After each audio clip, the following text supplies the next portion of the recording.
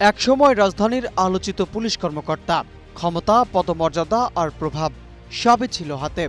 কিন্তু পরিমণি ইস্যুতে দীর্ঘ তদন্ত শেষে সেই অধ্যায়ের পরিসমাপ্তি ঘটল চাকরি হারানোর মধ্য দিয়ে। এখন প্রশ্ন, এরপর কি হবে সাবেক এডিসি গোলাম সাকলাইনের? স্বরাষ্ট্র মন্ত্রণালয়ের সিদ্ধান্ত অনুযায়ী তাকে বাধ্যতামূলক অবসরে পাঠানো হয়েছে। এর অর্থ পুলিশ বাহিনীতে তার সক্রিয় কর্মজীবনের ইতি ঘটল আনুষ্ঠানিকভাবেই। আর কোনো পদোন্নতি নয়, কোনো গুরুত্বপূর্ণ দায়িত্বও নয়। সরকারি চাকরির দরজা কার্যত বন্ধ হয়ে গেল সাকলাইনের জন্য।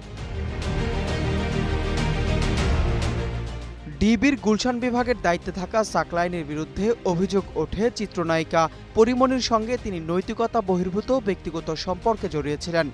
তদন্তে উঠে আসে বিবাহিত থাকা অবস্থায় পরিমণির সঙ্গে ঘনিষ্ঠ যোগাযোগ, জন্মদিন উদযাপন এবং সরকারি বাসভবনে দীর্ঘ সময় একসঙ্গে কাটানোর মতো নানান ঘটনা। গণমাধ্যমে এসব তথ্য প্রকাশের পর শুরু হয় বিতর্ক। এর জের ধরে ২০২৩ সালের ফেব্রুয়ারিতে তার বিরুদ্ধে হয় বিভাগীয় মামলা।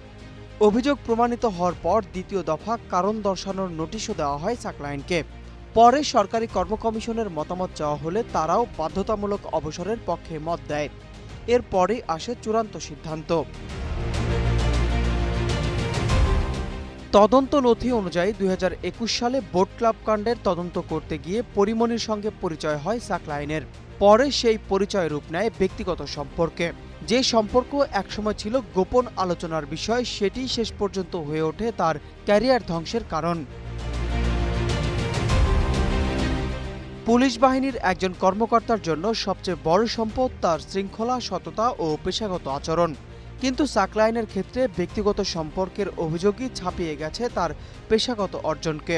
বছরের পর বছর ধরে গড়ে তোলা ক্যারিয়ার শেষ হলো একটি প্রশাসনিক আদেশে।